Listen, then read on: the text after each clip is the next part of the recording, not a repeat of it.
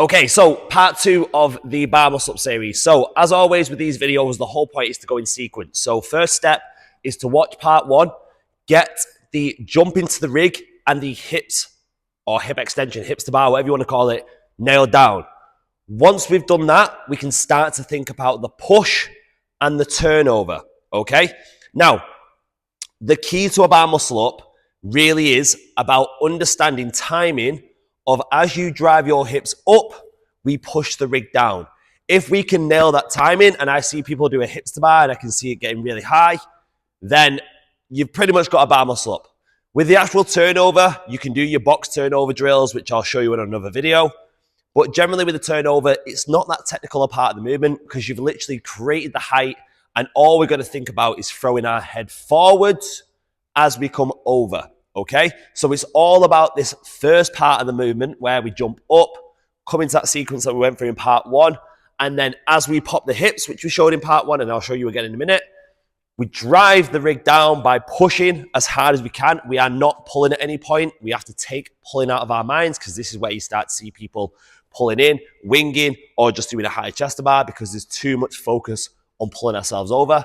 We are pushing the rig down in order to create the height and come over. So pop and push. No matter what I tell you, it will always come back to the same two things of how big you can pop your hips, how much you can push the rig down. Okay, and if you can get that time nailed, you will get bar muscle ups in no time. Okay, so quickly show you what I mean by when people pull in too soon. So they will be able to do the first phase of the movement that we went through yesterday.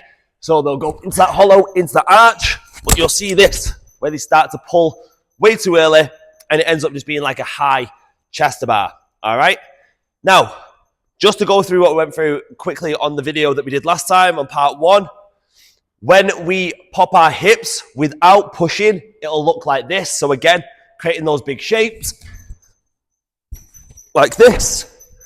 So you can see there's still significant distance between my hips and the rig. So now what we are going to do is after I brought my knees up and I drive my heels down, as the hips start to travel up, I start to push down.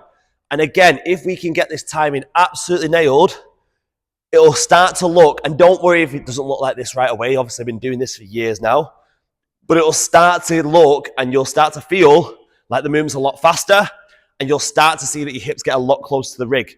So to show you an extremely good one, come up, we pop, and we push the hips. And you can see I'm literally, hips are at the bar, okay? Then from there, once we've got that floaty feeling and we're traveling up and we continue traveling up by pushing down as hard as we can, we then throw our heads forward to get our body weight to come over, and that will be the top of your bar muscle up.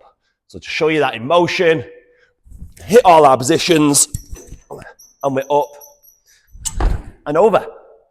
So as I said, practice step 1 first. Get the big shapes, get the hip drive nailed. Then start to add in the push, start to feel that weightlessness, start to feel the bar getting close to the hips.